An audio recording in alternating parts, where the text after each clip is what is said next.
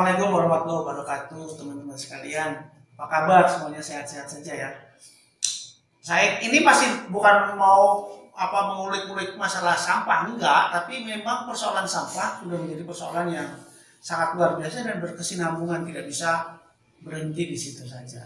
Ada banyak sisi yang bisa kita bicarakan soal sampah, dari mulai aturan pemerintah, dari mulai distribusinya, dari mulai olah, milah, dan segala macam. Ada satu hal yang cukup yang menjadi perhatian kita adalah masyarakat dipaksa dalam tanda petik mau tidak mau harus mengolah dan memilah dan mengolah ya, soal sampah itu sebelum sampai ke TPA. Nah, kebetulan untuk membahas banyak hal itu di studio Timur Blog Channel hadir seorang praktisi, pegiat, aktivis masalah sampah. Ini dari sampah. Namanya Mas Bayu. Ya, salam. Ya, selamat sore Mas Bayu. Sehat toh? Alhamdulillah sehat. Hari ini ngambil berapa ton? Ya cuma sedikit 3 ton aja. 3 ton ya. Nah, teman-teman sekalian, kita tidak akan berdiskus atau berdiskusi soal peraturan pemerintah. Cuman kita lebih tertarik pada mengulik soal fungsi atau posisi TPS 3R. TPS 3R mungkin sudah banyak juga yang tahu bahwa satu tempat di mana di TPS 3R itu? Ya, tempat pengolahan sampah. Tempat pengolahan sampah 3R. 3R apa aja Mas? Reduce, reuse, dan recycle. Baik. Jadi ada satu tempat pengolahan sampah yang bukan hanya di rumah tangga tapi namanya TPS 3R. Dalam catatan saya di DIY itu ada 37 TPS 3R. Itu yang aktif. Ya aktif ya? Aktif ya? Iya. Aktif semua ya? Iya, Sleman sama Bantul. Itu ya ada. Ada juga yang nggak aktif ya? Banyak. Loh, kenapa nggak aktif? Padahal sekarang ini sedang kita butuhkan. Banyak hal ya. Penyebab ketidakaktifan itu ya? Ketidakaktifan ini banyak hal. Mas, sebetulnya apa sih yang dikerjakan oleh teman-teman TPS 3R? Jadi pada prinsipnya adalah di TPS 3R itu teman-teman seharusnya itu adalah memilah. Yang paling pertama. Setelah memilah, kemudian mengolah. Apa yang bisa diolah oleh teman-teman di TPS 3R? Salah satu contohnya adalah tentang sampah organik. Yang paling mudah mengolah organik ini menjadi kompos. Yang agak ribet ya organik untuk nanti diolah lagi menjadi pakan ternak melalui maggot, melalui cacing, melalui hal-hal lainnya lagi. Yang kedua, pemilahan non organik yang laku jual. Yang laku jual. Non organik yang laku jual atau rosok. Ya, rosok. Jadi seperti halnya yang ada di bank sampah itu kan sebenarnya laku jual semua itu. Seharusnya ya menurut kami itu harusnya bank rosok. Ya. Iya. Bank rosok bukan bank sampah ya? Iya. Kalau sampah ya bisa aja ke TPA kan banyak. Itu gitu ya? Ditabung semua saja kan gitu. Jadi sebenarnya non organik yang laku jual kayak botol, gelas, kemudian besi, logam itu semuanya masih laku jual. Dipilah sama rekan-rekan di TPS 3R ini. Nah, ada satu lagi non organik yang tidak laku jual dan tidak bisa diolah di TPS 3R ini, itulah yang kemudian seharusnya dibawa ke TPA. Oh, itu yang harus dibawa ke TPA? Ya, hanya itu. Dan itu jumlahnya hanya sebesar 20% saja. Itu sudah paling banyak itu. Nah, Mas, kemudian sumber-sumber sampahnya itu dari mana kalau TPS 3R itu? TPS 3R diutamakan sebenarnya adalah dari rumah tangga. Ya, dari rumah tangga, gerobak-gerobak itu. Ya. Yang diangkut di setiap hari diangkut gitu. Ya. Nah, itu dibawa ke TPS 3R. TPS 3R tadi. Jadi kalau kita melihat atau mengacu pada konsep dasar TPS 3R ini adalah tempat pengolahan sampah ya. Harusnya di sisi pengolahannya ini yang harus selesai dulu, bukan di pengangkutan. Oh gitu. Artinya apa? Di setiap TPS 3R itu harus bisa menyelesaikan sampahnya setidaknya sampai 80%. Di TPS 3R iya. Oh iya. dia bisa mereduce atau mengurangi tadi, menggunakan kembali sampai mendaur ulang menjadi produk. Sehingga yang 20% itu yang nanti dibuang ke TPA. Sumber sampahnya dari rumah tangga. Sampah campuran sampah itu. Campuran. Radipilah apa? Radipilah yang bayarin Lara. Oke, saya bayar Mas. Oh, bayar. Berapa per kilo? Jadi gini, sampai hari ini yang menjadi masalah juga. Ya. Jadi teman-teman TPS 3R itu pada awalnya ya mungkin kurang teredukasi juga. Jadi sebatas fasilitas dibangun pemerintah, kemudian diserahkan, ini pemerintah pusat ya, diserahkan ke provinsi atau ke kabupaten, kemudian sampai desa, dari desa di situ diserahkan ke kelompok masyarakat. Kalau dulu ya dari tahun 2012 sampai hari ini, kecuali yang aturan terbaru di Bantul ini TPS 3R diserahkan ke BUMDes. Tadinya TPS 3R itu merupakan satu bantuan atau bentuk dari pemerintah kepada pemerintah daerah, kemudian dimasukkan ke desa-desa itu, kemudian nanti pengolahannya diserahkan kepada kelompok masyarakat. Tapi sekarang dikeluarkan ke ada di Bantul di BUMDes. Ini tergantung dari peraturan kabupatennya. Jadi kalau setahu saya kalau di Sleman masih banyak yang dikelola oleh KSM, kelompok swadaya masyarakat. Kalau yang di luar dari Jogja, pengelolanya namanya KPP ya, kelompok pengguna dan pemelihara kalau tidak salah gitu ya. Ini istilahnya aja. Tapi pada prinsipnya adalah bahwa seharusnya kelompok ini juga harus didampingi, diedukasi oleh kedinasan terkait. Pendampingan ya? Pendampingan, di mana di situ seluruh biaya operasional yang dibutuhkan oleh pengelola TPS itu dihitung, baru kemudian keluar HPP untuk mengolah seberapa banyak. Nah keluarlah nanti angka per kilonya berapa. Kalau sekarang berapa per kilo? Per kilo? Terimanya berapa? Teman-teman jarang kalau menghitung per kilonya jarang sih. Jadi per ini ya per rumah tangga gitu. Per rumah tangga tuh. Ada jadi di beberapa TPS tertentu ada yang 15.000. 15.000 per kakak per bulan. Per kakak per bulan. Iya. 15.000 per kakak per bulan sampahnya serahkan ke TPS 3R. Campur. Terus ada juga yang sama tapi sudah terpilah. Ada yang biayanya 20.000. Ada yang 30.000. Ini tergantung wilayah masing-masing ya Pak ya. Artinya yang kita temui di lapangan, kondisi teman-teman di TPS ini tidak ada standarisasi. Jadi kalau misalnya di satu gerobak itu datang, ya kan tiap hari ada satu perumahan itu ada berapa? Itu mereka bayar ke TPS.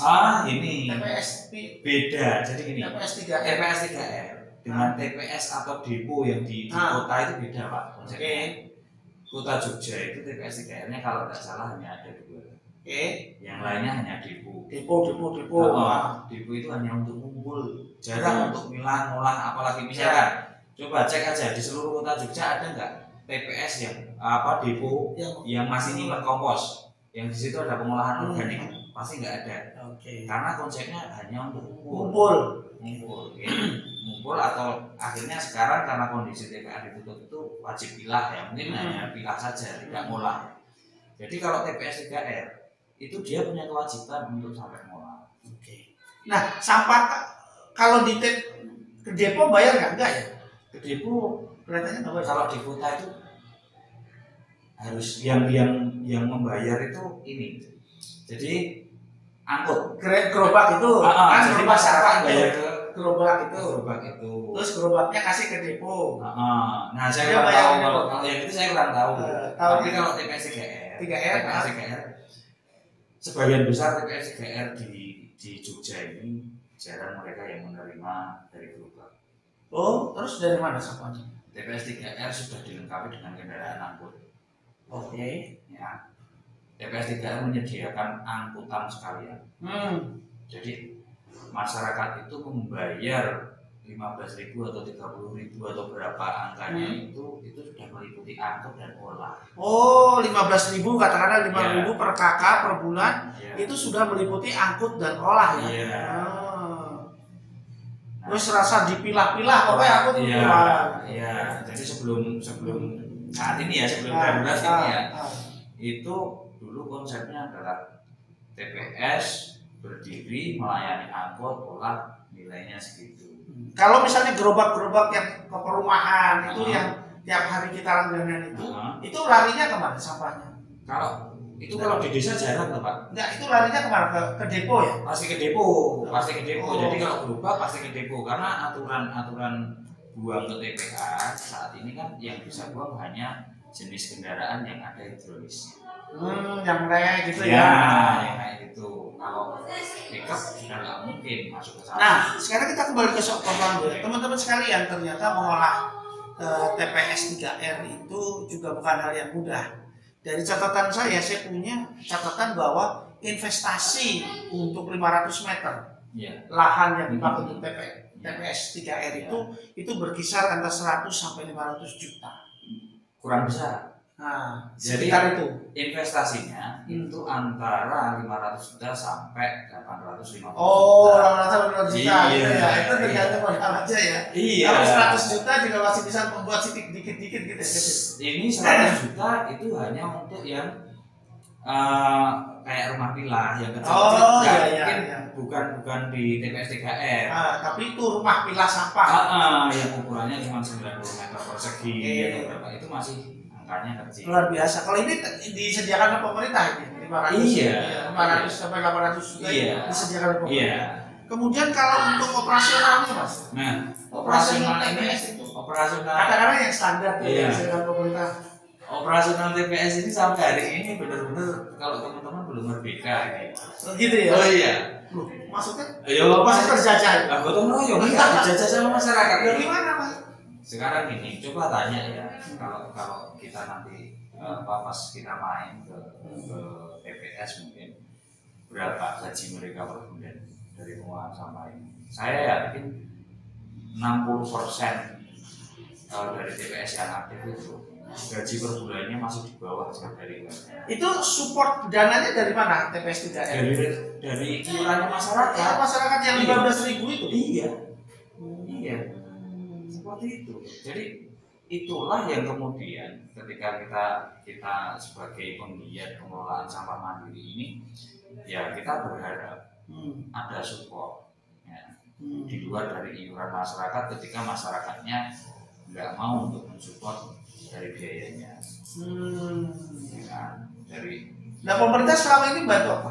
Hanya bangunan aja gitu. Bangunan mesin kendaraan itu semuanya dari pemerintah. Cuman biaya operasionalnya. Jadi nanti ketika sudah ada residu itu kita bayar ke pemerintah untuk sampahnya diangkut ke TPA. Kita masih bayar. Malah bayar? Oh iya masih bayar. Oh masih bayar. Oh iyalah. ya itu makanya TPS 3R ini si malakama nih. Nah, gitu ya. Dulu awalnya kan ayo mas sosial ini kerjaan sosial nggak ada. Sosial itu nggak ada. Kita jadi sosial. Pusing. Terus? Ya makanya kita berharap harusnya biaya operasional TPS ini bisa distandarisasikan. Standarisasi ya? Ya standarisasi, entah per kilonya berapa ratus perak itu dihitung kembali berdasar hak-hak yang nyata dari pekerja. Karena ini 8 jam rata-rata, berangkat jam 8 pulang jam 4 itu sudah sesuai dengan pekerjaan yang lain. Dan ketika itu dihitung secara UMK, UMR atau apapun itu akan ketemu nanti per kilonya berapa. Jadi utamanya adalah TPS 3R harus tahu dulu berapa biaya pengolahan. Kalau selama ini gimana? Tahu? Ya sudah berjalan hampir berapa? Ya di kita minimalnya adalah tanpa angkutan itu 35. Tanpa angkutan biaya pilah olah. Iya. Per kilo. Per kakak. 35.000. Iya. Sampah campur ya? Iya, sampah campur. Jadi kita nggak ngangkut, kita di storenya saja. Ada nggak yang begitu sekarang? Maksudnya yang setor langsung ke TPS 3R ada? Belum ada. Jadi ada. orang TPS 3R aktif mengambil sampah. Iya. Dia punya langganan sendiri ya. Karena kalau ngatur kayak gini nanti kalah sama yang swasta. Yang swasta yang mana? Yang swasta di luar dari TPS, yang hanya ngangkut langsung buang ke TPA. Oh, itu ada juga ya. Oke. Banyak juga itu. Banyak lah. Aku juga ya, saya punya warung restorannya 1 bulan ini 100.000 ya. Nah, wajar Pak. Gitu ya. Iya, ya kita harapkan kayak gitu. Iya. Gitu. Saya sekarang ketika menghadapi problematika sampah TPA yang keadaan darurat sampah lah. Ya. Kemudian teman-teman di TPS 3R apa? Maksudnya, wah ini bagus, wah ini jelek, ini apa sebenarnya harapannya?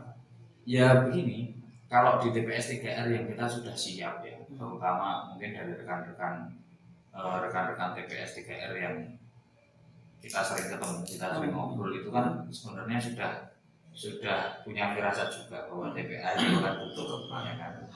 Itu kita sudah persiapan dengan berbagai macam teknologi, ya kan. Nah terutama adalah TPS 3R yang dia disupport oleh pemerintah desanya.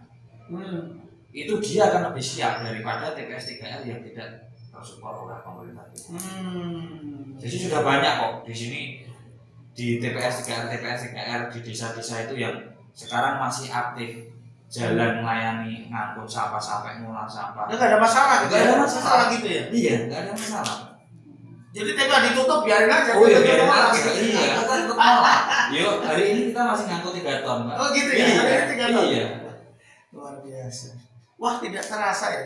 Sudah hampir 20 menit ya kita ngobrol di sini. Baik teman-teman, nanti kita masih lanjut dengan Mas Bayu, tapi lain waktu karena nih saya sengaja mengambil tema sampah itu dari sisi yang lain. Kalau kemarin masih milah, olah gitu ya, buang, angkut segala macam.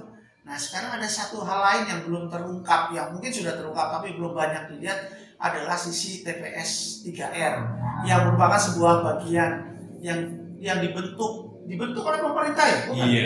Pemerintah ya. Itu yang juga harusnya bisa programnya PUPR. Iya. Yang harusnya bisa menjadi bagian solusi dari pengolahan sampah.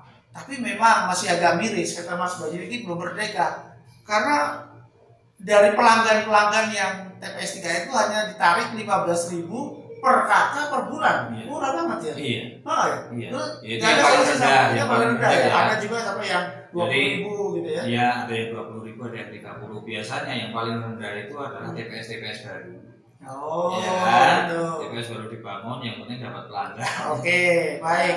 Teman-teman sekalian, ada skema bisnis juga yang berjalan di seputaran sampah. Ini ada pengangkut swasta gitu ya? Banyak, ya karena pemerintah kan belum bisa untuk mengcover seluruh wilayah. Baik, teman-teman, jadi satu hal penting yang saya garis bawahi adalah bahwa keberadaan TPS 3R ini seharusnya mampu untuk membuat Jogja menjadi tidak darurat sampah karena harus dimaksimalkan.